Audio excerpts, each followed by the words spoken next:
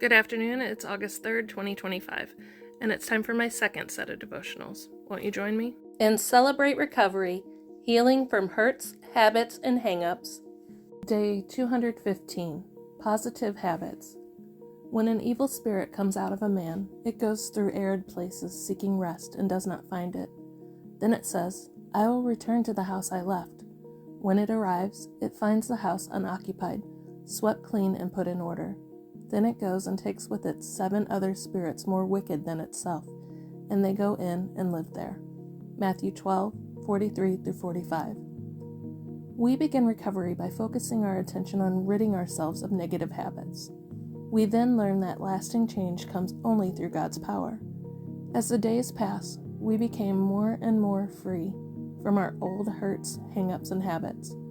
We make fewer poor, unhealthy choices, and we grow closer to the one and only higher power, Jesus Christ. Reaching that point in our recovery is a great accomplishment, as well as a dangerous place to be. It's a mistake to say we have arrived.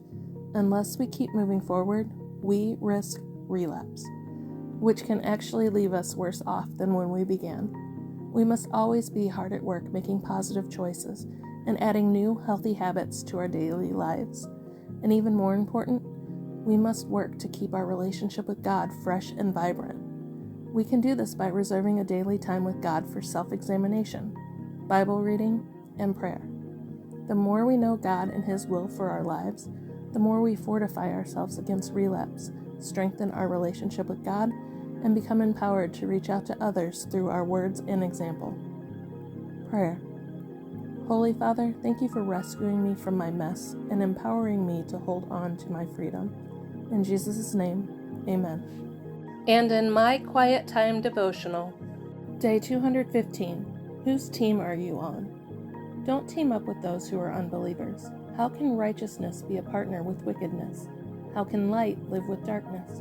2 Corinthians 6:14. These difficult words may make us wonder how we can possibly live in our world. We're surrounded by unbelievers, by darkness. Are we supposed to hide within our Christian circles lest we be dirtied? That's not what Paul was saying. In fact, in other places he explained that Christians ought not to be isolated from non-believers. 1 Corinthians 5:9-11, and that believers need to stay with their unbelieving spouses.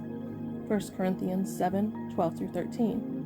The only way to have an effect, in the world or in a marriage, is to be light shining in the darkness. Paul's point was not separation from unbelievers. Instead, he was advising against teaming up with them. Other Bible versions use the phrase yoked together, which portrays a farmer harnessing 2 animals together to pull a plow or a cart. It was against God's law to yoke together completely different animals, such as an ox and a mule, because the plow would be pulled unevenly, the cart spilled, and perhaps the weaker animal hurt. Because believers and unbelievers are so different, to team up in a business partnership, marriage, or other long-standing situation will only lead to disaster, for their goals, aspirations, focus, and motives may be completely at odds. Be in the world, for that is your mission field, but do not team up with unbelievers in ways that would cause you to compromise your faith. Are you teaming up with unbelievers in ways that are requiring you to compromise your faith? If so, what do you need to do? When you've committed to whose team you're on, try changing those negative habits into positive habits so that we are the light in the world, overcoming that darkness. I hope you have a blessed day.